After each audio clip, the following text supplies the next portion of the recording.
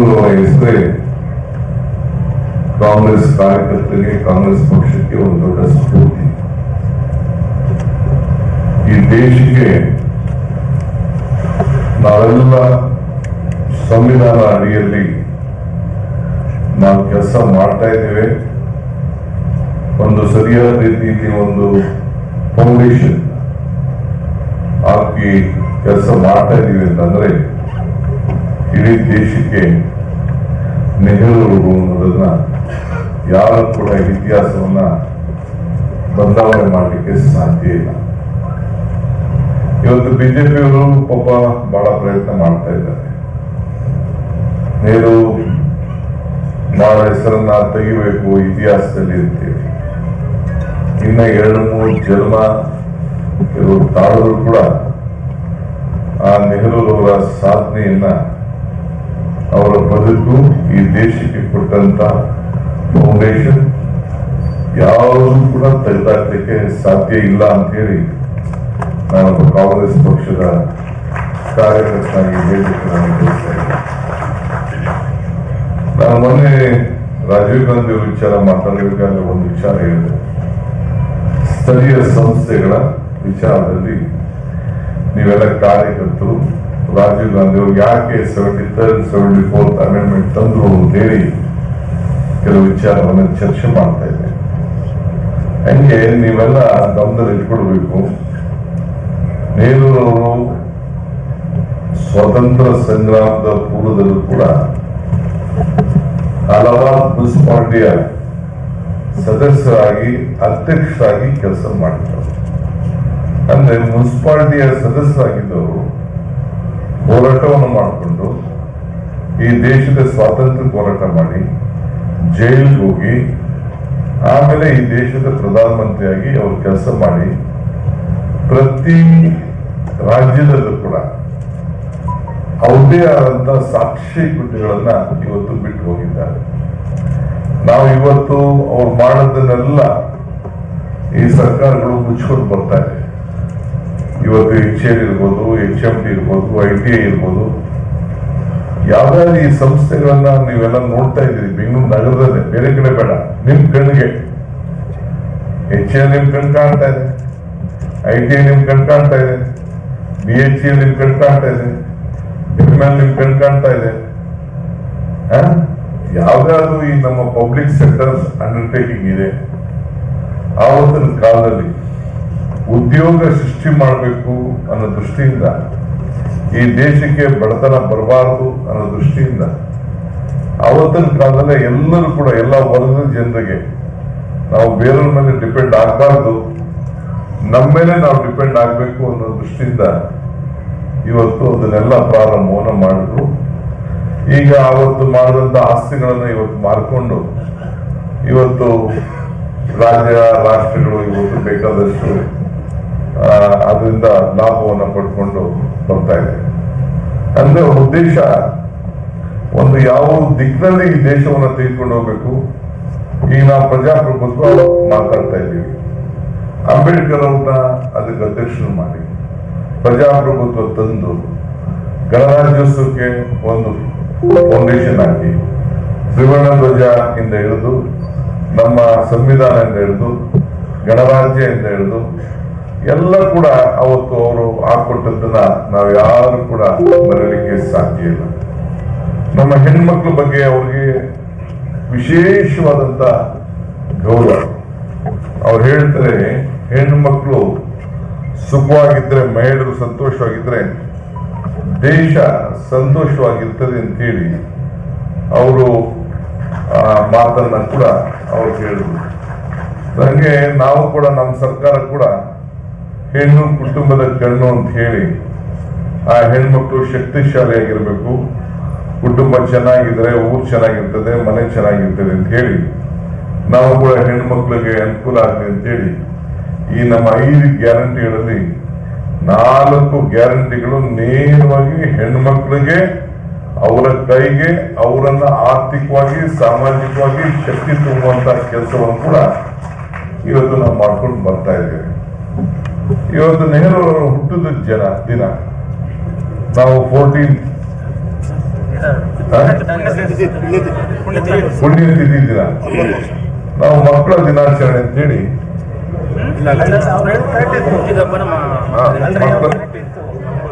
ಮಕ್ಕಳ ದಿನಾಚರಣೆ ಇದನ್ನ ಹುಟ್ಟಿದ ದಿನ ನಾವು ಚಿಲ್ಡ್ರನ್ಸ್ ಡೇ ಅಂತ ನಾವು ಆಚರಣೆಯನ್ನು ನಾವು ಮಾಡ್ತೀವಿ.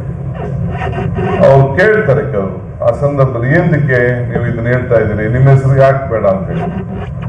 ಅವ್ರು ಹೇಳ್ತಾರೆ ಈ ದೇಶದಲ್ಲಿ ಈ ಮಕ್ಕಳ ಮೇಲೆ ನಾವು ನಂಬಿಕೆ ಇರಬೇಕು. ಈ ಮಕ್ಕಳಲ್ಲಿ ಯಾವ ತರದ ದ್ವೇಷ ಮನೋಭಾವ ಇರುವುದಿಲ್ಲ. ಆಲ್ನಂತೆ ಮನಸ್ಸು, ಅವ್ರಿಗೆ ಜಾತಿ ಧರ್ಮ ಯಾವುದೂ ಇಲ್ಲ. ಎಲ್ಲರೂ ಕೂಡ ಒಗ್ಗಟ್ಟಿನಿಂದ ಇವತ್ತು ದೇಶದ ಮಕ್ಕಳಲ್ಲಿ ಇವತ್ತು ಶಾಲೆಗೆ ಹೋದಾಗ ನಿಮ್ಗೆ ಅನುಭವ ಆಗಿದೆ. ನೀವು ಬಹುಶಃ SLC ಹೋದಾಗ ನೀವು ಯಾವ ಜಾತಿ ಯಾವ ಧರ್ಮ ನಿಮ್ಗೆ ಯಾರಿಗೂ ಗೊತ್ತೇ ಇಲ್ಲ. ನನಗೂ ಗೊತ್ತಿಲ್ಲ. ನಾನು ಅಸೆಂಬ್ಲಿ ನಿಂತ್ಕೊಳ್ಳೋದು ನನಗೆ ಇನ್ನ ನನ್ನ ಜಾತಿ ಬಗ್ಗೆ ನಾನು ಚರ್ಚೆ ಮಾಡೋನಲ್ಲ. ಸೊ ಹಂಗೆ ಹಾಲಂತೆ ಮನಸ್ಸು ಮಕ್ಕಳಿಗೆ ಇರ್ತದೆ.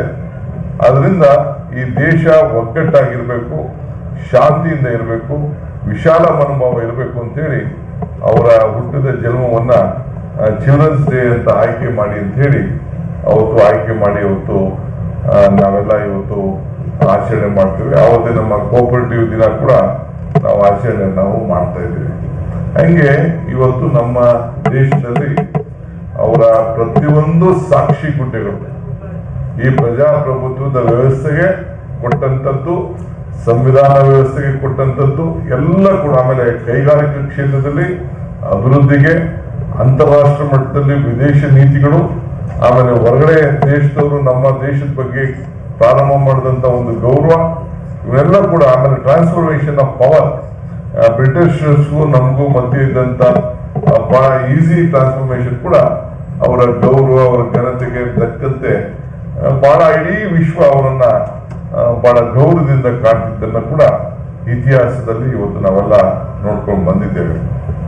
ಅದಕ್ಕೆ ಇವತ್ತು ನಾನು ಈ ಸಂದರ್ಭದಲ್ಲಿ ಹೇಳೋದು, ಈಗ ನೀವೆಲ್ಲ ಕಷ್ಟಪಟ್ಟು ನಮ್ಮ ಸರ್ಕಾರ ತಂದಿದ್ದೀರಿ, ನೀವೆಲ್ಲ ದುಡಿದಿದ್ದೀರಿ, ನಿಮ್ಮ ಪ್ರತಿಯೊಂದು ಶ್ರಮ ಕೂಡ ಈ ಸರ್ಕಾರಕ್ಕೆ ಪಾತ್ರ ಆಗಿದೆ. ಅಂದ್ರೆ ಬರೀ ನೀವು ಮಾತ್ರ ಅಲ್ಲ, ಇಡೀ ರಾಜ್ಯದಲ್ಲಿ ನಮ್ಮ ಕಾರ್ಯಕರ್ತರು, ನಮ್ಮ ಮತದಾರರು ನಮ್ಮ ಮೇಲೆ ನಂಬಿ ಇವತ್ತು ನಮ್ಗೆ ವಿಶ್ವಾಸ ಇಟ್ಟು ನಮ್ಮ ಸರ್ಕಾರವನ್ನ ತಂದಿದ್ದಾರೆ.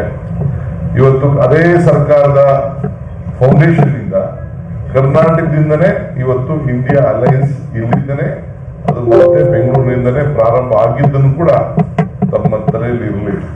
ಇದು ಕರ್ನಾಟಕ ಫೌಂಡೇಶನ್. ಇಲ್ಲೇ ನಮ್ಮ ಎಲ್ಲ ರಾಷ್ಟ್ರದ ನಮ್ಮ ಎಲ್ಲ ನಾಯಕರುಗಳು ಬಂದು ಇಲ್ಲೇ ಬಂದು ಅದನ್ನು ಮಾಡಿ, ಇದನ್ನ ಇಂಡಿಯಾ ಒಕ್ಕೂಟ ಇಲ್ಲೇ ರಚನೆ ಆಗಿ ಅದಕ್ಕೊಂದು ಇಲ್ಲೇ ಹೆಸರು ಕೊಟ್ಟು ಅದಕ್ಕೆ ಒಂದು ಪ್ರಾರಂಭ ಮಾಡಿದ್ರು. ಎಲ್ಲ ಕಡೆ ಒಳ್ಳೊಳ್ಳೆ ಶುಭ ಸೂಚನೆ ಬರ್ತಾ ಇದೆ. ಬಹುಶಃ ನಮ್ಗೆ ಏನಾದ್ರು ಹೆಚ್ಚು ಕಮ್ಮಿ ಆಗದೆ EVM ಏನೇನೋ ಮಾತಾಡ್ತಾರಲ್ಲ, ಅದರಲ್ಲಿ ಏನು ಹೆಚ್ಚು ಕಮ್ಮಿ ಆಗಿಲ್ಲ ಅಂತಂದ್ರೆ ನಮ್ಗೆ ಜನ ಸಂಪೂರ್ಣವಾಗಿ ನಮ್ಗೆ ಆಶೀರ್ವಾದ ಮಾಡಿದ್ದಾರೆ ಅನ್ನೋ ಒಂದು ನಂಬಿಕೆ ಕೂಡ ನಾನು ಇವತ್ತು ಜವಾಹರ್ಲಾಲ್ ನೆಹರು ಅವರು ಕಾರ್ಯಕರ್ತರಾಗಿ ಈ ದೇಶಕ್ಕೆ ದುಡಿದಂತವರು, ಕಾಂಗ್ರೆಸ್ ಪಕ್ಷದ ಪ್ರಧಾನ ಕಾರ್ಯದರ್ಶಿ, ಅಧ್ಯಕ್ಷ ಆಗಿನ ಮುಂಚಿತವಾಗಿ, ಮುನ್ಸಿಪಾಲಿಟಿ ಮೆಂಬರ್ ಆಗಿನ ಮುಂಚಿತವಾಗಿ, ಅಧ್ಯಕ್ಷ ಆಗಿನ ಮುಂಚಿತವಾಗಿ, ಆದ್ಮೇಲೆ ಕೂಡ ಪಕ್ಷದಲ್ಲಿ ದುಡ್ಕೊಂಡು ಬಂದಿರ್ತಾರೆ. ಸೊ ಅದಕ್ಕೆ ತಮಗೆಲ್ಲ ನಾನು ಮನವಿ ಮಾಡಿಕೊಡ್ತಾ ಇದ್ದೀನಿ, ನಮ್ಮೆಲ್ಲ ಪದಾಧಿಕಾರಿಗಳಿಗೆ ಹೇಳ್ತಾ ಇದ್ದೀನಿ. ಈಗ ನಮ್ಮ ಜಿಲ್ಲಾ ಅಧ್ಯಕ್ಷರಿಗೆ ಒಂದು ಕರೆ ಕೊಡ್ತಾ ಇದ್ದೀನಿ. ಇವತ್ತು ನಾವು ಯಾರ್ಯಾರು 10 ವರ್ಷ 5 ವರ್ಷ 2 ಟರ್ಮ್ ಆಗಿದೆ ಎಲ್ಲ ಬ್ಲಾಕ್ ಅನ್ನು ಕೂಡ ಡಿಸಾಲ್ವ್ ಮಾಡಿ ಹೊಸಬ್ರಿಗೆ ಅವಕಾಶ ಮಾಡಿಕೊಡ್ಲಿಕ್ಕೆ ನಾವು ಸಿದ್ಧತೆಯನ್ನ ಈ ಸಂದರ್ಭದಲ್ಲಿ ನಾವು ಮಾಡಬೇಕಾಗಿದೆ. ನ್ಯೂ ಬ್ಲಡ್, ಹೊಸ ರಕ್ತ ಈಗ ನಮ್ಗೆ ಅವಶ್ಯಕತೆ ಇದೆ. ಈಗ ತಾವೆಲ್ಲ ಗಮನಿಸಿದಿರಿ, ಮೊನ್ನೆ ಪಾರ್ಲಿಮೆಂಟ್ ಎಲೆಕ್ಷನ್ ಅಲ್ಲಿ ನಾನು ಸಿದ್ದರಾಮಯ್ಯನವರು ನಮ್ಮ ವರಿಷ್ಠರು ಕೂತ್ಕೊಂಡು ಮಾತಾಡುವಾಗ ಈ ವರ್ಷ ಎಷ್ಟು ಜನ ಯಂಗರ್ ಜನರೇಷನ್ಗೆ ನಾವು ಟಿಕೆಟ್ ಕೊಟ್ಟಿದ್ದೀವಿ ಅನ್ನೋದನ್ನ ಎಲ್ಲೂ ಕೂಡ ಬಿಜೆಪಿಯವರು ಗಲಾಟೆ ಮಾಡ್ಕೊಂಡಂಗೆ, ಬಿಜೆಪಿಯವರು ಸುಮಾರು 15 ಜನಕ್ಕೆ ಸಿಟಿ ಮೆಂಬರ್ಸ್ಗೆ ಅವರು ಟಿಕೆಟ್ ಕೊಡಕ್ ಆಗ್ಲಿಲ್ಲ. ಅಂತದ್ರಲ್ಲಿ ನಾವು ಎಲ್ಲೂ ಗೊಂದಲ ಇಲ್ಲದೆ ಎಲ್ಲ ಹೊಸ ಮುಖಗಳಿಗೆ ಮುಂದಕ್ಕೆ 16 ವರ್ಷ ರಾಜಕಾರಣ ಮಾಡಬೇಕು, ಜನರ ಮಧ್ಯೆ ಹೋಗ್ಬೇಕು ಅಂತೇಳಿ ಯುವಕರನ್ನ ಆಯ್ಕೆ ಮಾಡಿ ಸಂಘಟನೆಯಲ್ಲಿದ್ದವರು, ಜವಾಬ್ದಾರಿ ಮಂತ್ರಿಗಳ ಕೆಲವು ಮಕ್ಕಳಿರ್ಬೋದು, ಕೆಲವೆಲ್ಲ ಅವರು ಕೂಡ ಪಕ್ಷದ ಸಂಘಟನೆಯಲ್ಲಿ ತೊಡಗಿಸ್ಕೊಂಡಿದ್ದಂಥವ್ರು, ಆರ್ಗನೈಸೇಷನ್ ಇದ್ದಂಥವ್ರು, ಅಂಥವ್ರಿಗೆ ನಾವು ಹುಡುಕಿ ಒಂದು 2 ಸೀಟ್ ಮಾತ್ರ ಬೇರೆ ಪಾರ್ಟಿಯಿಂದ ಕರ್ಕೊಂಡು ಬಂದು ನಮ್ಮಿಂದ ದೂರ ಹೋಗಿದ್ದವ್ರನ್ನ ಕರ್ಕೊಂಡು ತಿರ್ಗಾ ವಾಪಸ್ ಸೀಟ್ ಕೊಟ್ಟಿದ್ದು ಬಿಟ್ರೆ ಮಿಕ್ಕಿದ ಎಲ್ಲ ಬಹಳ ನಿಷ್ಠೆ ಆಗಿದ್ದಂಥವ್ರಿಗೆ ನಾವು ಅವಕಾಶವನ್ನು ನಾವು ಮಾಡಿಕೊಟ್ಟಿದ್ರು ಕೂಡ ತಾವೆಲ್ಲ ಗಮನಿಸ್ಕೊಂಡಿದ್ದೀರಿ. ಇನ್ನೊಂದು ಒಂದು ದೊಡ್ಡ ಸಂದೇಶ ನಿಮ್ಗೆ ನಾನು ಕೊಡಬೇಕು ಅಂತಂದ್ರೆ, ಈಗ ನಿಮ್ಗೆ ಒಂದು ನಾನು ಟಾಸ್ಕ್ 1ನೇ ತಾರೀಕು ಆಫೀಸ್ ಮೀಟಿಂಗ್ ಕರೆದಿದ್ದೀನಿ. 1ನೇ ತಾರೀಕಲ್ವಾ? 1ನೇ ತಾರೀಕು KPCC ಆಫೀಸ್ ಕೊಟ್ಟಿದ್ವಿ. ಈಗ ಕಾಂಗ್ರೆಸ್ ಕುಟುಂಬ ಅಂತ ಹೇಳಿ ಒಂದು ಹೊಸದಾಗಿ ನಾವು ತಯಾರು ಮಾಡಬೇಕಾಗಿದೆ ಕಾಂಗ್ರೆಸ್ ಕಾರ್ಯಕ್ರಮ. ಅದೇನಂದ್ರೆ ಒಂದೊಂದು ಹಳ್ಳಿಯಲ್ಲಿ, ಒಂದೊಂದು ಬೂತ್ ನಲ್ಲಿ, 3 ಹಳ್ಳಿ ಇರ್ಬೋದು, 1 ಹಳ್ಳಿ 50 ಜನ ಸದಸ್ಯರನ್ನ ಕಂಪ್ಲೀಟ್ ಆಗಿ 50 ಫ್ಯಾಮಿಲಿನ ಮಾಡಬೇಕು. ಮುಂದಕ್ಕೆ ಆ ಊರಿನಲ್ಲಿ ಏನೇ ಬೂತ್ ಅಲ್ಲಿ ಕಾರ್ಯಕರ್ತ ಮಾಡ್ಬೇಕಾದ್ರೂ ಕೂಡ ನಾವು 50 ಜನ ಸೇರಿ ತೀರ್ಮಾನ ಮಾಡಿ, ಯಾಕೆಂದ್ರೆ ಪಕ್ಷನ ಕೇಡರ್ ಬೇಸ್ ಪಾರ್ಟಿಯಾಗಿ ನಾವು ಪರಿವರ್ತನೆಯನ್ನು ನಾವು ಮಾಡಲಿಲ್ಲ ಅಂತಂದ್ರೆ, ಈಗ ನೋಡಿ ಬಿಜೆಪಿಯವರು RSS ಉಪಯೋಗಿಸ್ಕೊಂಡ್ರು. ಈಗ ನಡ್ಡಾ ಹೇಳ್ಬಿಟ್ಟವ್ರೆ, ನಮ್ಗೆ RSS ಇಲ್ಲದೆ ನಾವು ಎಲೆಕ್ಷನ್ ಮಾಡ್ತೀವಿ, ಮುಂದಕ್ಕೆ ಅವ್ರ RSS ಅವಶ್ಯಕತೆ ಇಲ್ಲ ಅಂತ ಹೇಳಿ. ಅದಕ್ಕೆ ನಾನು ಈಗ ವ್ಯಾಖ್ಯಾನಕ್ಕೆ ಇವತ್ತು ನಾನು ಹೋಗುದಿಲ್ಲ. ಅವ್ರು RSS ಇಲ್ಲ ಅಂದ್ರೆ 0 ಅನ್ನೋದು ಕೂಡ ಈಗ ನಾನು ಅದನ್ನ ಚರ್ಚೆ ಮಾಡೋಕೆ ನಾನು ಹೋಗುದಿಲ್ಲ. ಆಮೇಲೆ ನಾನು ನಿಧಾನ ನಾನು ಮಾತಾಡ್ತೀನಿ ಆ ವಿಚಾರನ ಯಾವ್ದಾದ್ರು ಬೇರೆ ಸಂದರ್ಭದಲ್ಲಿ. ನಿಮ್ಗೆ ಈ ಪುಣ್ಯ ಸಂದರ್ಭದಲ್ಲಿ ನಿಮ್ಗೆ ಹೇಳೋದಷ್ಟೇ, ಎಷ್ಟೇ ದೊಡ್ಡ ಲೀಡರ್ ಆಗಿರ್ಲಿ, ಯಾರೇ ಆಗಿರ್ಲಿ, ನೀವು MP ಆಗಿರ್ಲಿ, MLA ಆಗಿರ್ಲಿ, ಮಂತ್ರಿ ಆಗಿರ್ಲಿ, ಆಫೀಸ್ ಬೇರ್ ಆಗಿರ್ಲಿ, ಚೇರ್ಮನ್ ಆಗಿರ್ಲಿ, ನಿಮ್ಗೆ ಈ ಜವಾಬ್ದಾರಿನ ತೆಗೆದುಕೊಂಡು ಪಾರ್ಟಿಗೆ ನೀವು ಕಾಂಟ್ರಿಬ್ಯೂಟ್ ನೀವು ಮಾಡಲೇಬೇಕಾಗ್ತದೆ. ಈ ಕುಟುಂಬನ ಬೆಳೆಸಲೇಬೇಕಾಗ್ತದೆ. ನಾವು ಕೇಡರ್ ಬೇಸ್ ಪಾರ್ಟಿಯಾಗಿ ಕನ್ವರ್ಟ್ ಮಾಡಲೇಬೇಕಾಗ್ತದೆ. ಕಾರ್ಯಕರ್ತರಿಗೆ ನಾವು ಶಕ್ತಿಯನ್ನ ತುಂಬಲೇಬೇಕಾಗ್ತದೆ. ಇದಕ್ಕೆ ನೀವೆಲ್ಲ ಸಜ್ಜಾಗಬೇಕು ಅಂತೇಳಿ ನಾನು ಈ ರಾಜ್ಯದ ಎಲ್ಲ ನಮ್ಮ ನಾಯಕರುಗಳಿಗೆ, ಕಾರ್ಯಕರ್ತರಿಗೆ ನಾನು ಕರೆಯನ್ನ ಪಕ್ಷದ ಅಧ್ಯಕ್ಷರಾಗಿ ನಾನು ಕೊಡ್ತಾ ಇದ್ದೀನಿ. ಇದಲ್ಲದೆ ನಾನು ಮುಖ್ಯಮಂತ್ರಿಗಳು ನಾವು ಮಾತಾಡಿದ್ದೀವಿ.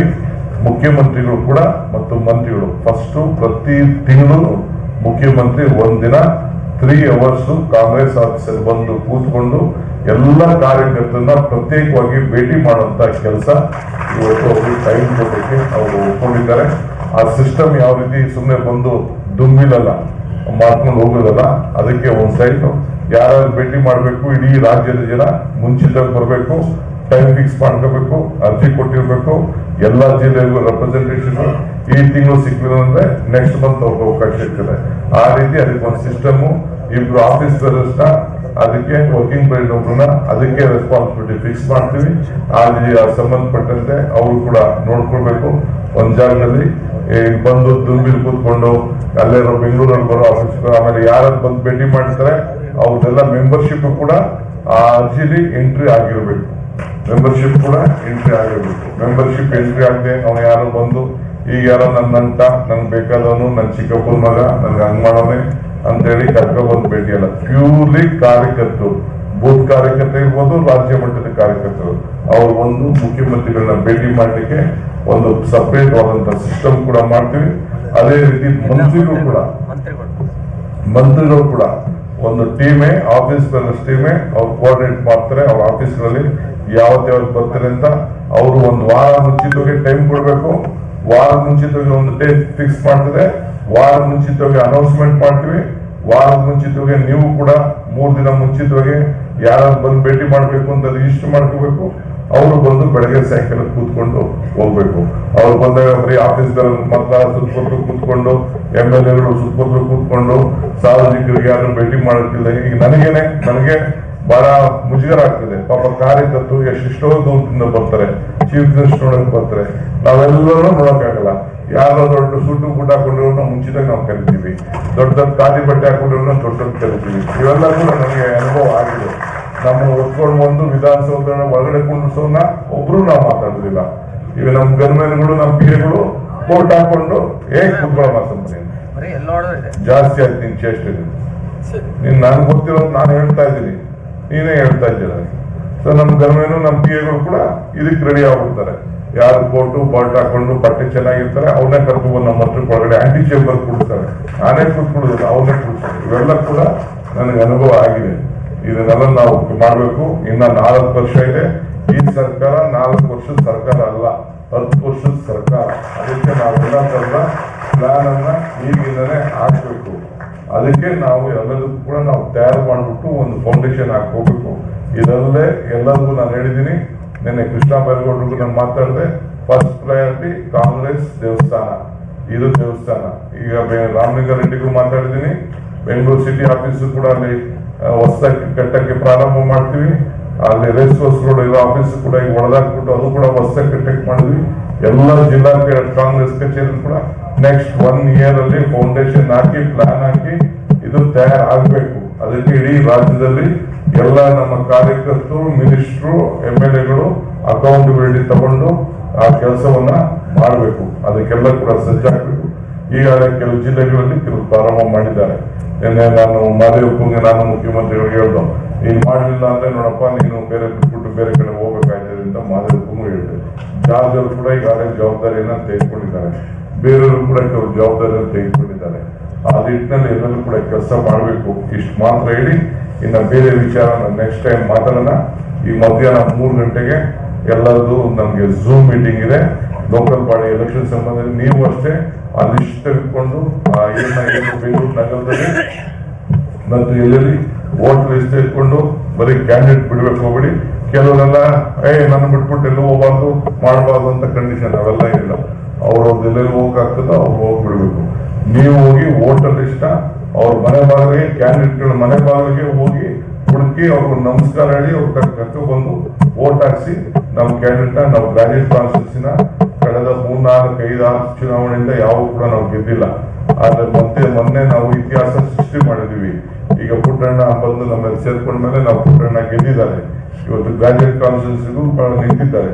ಇವೆಲ್ಲ ನಿಂತ್ಕೊಂಡು ಗ್ರಾಜುಯೇಟ್ ಕಾನ್ಸ್ಟಿಟ್ಯೂನ್ಸಿಗೂ ಎಲೆಕ್ಷನ್ ಅನ್ನ 6 ಸೀಟು ಗೆದ್ದಾಗ ಮಾತ್ರ ನಮ್ಗೆ ಅಪ್ಪರ್ ಹೌಸ್ ಅಲ್ಲಿ ನಮ್ಗೆ ಮೆಜಾರಿಟಿ ಬಂದು ನಮ್ಮ ಬಿಲ್ಗಳೆಲ್ಲ ಪಾಸ್ ಆಗ್ಲಿಕ್ಕೆ ನಮ್ಗೆ ಅವಕಾಶ ಆಗ್ತದೆ. ಇದಕ್ಕೆ ನೀವೆಲ್ಲ ಸಹಕಾರ ಮಾಡಬೇಕು.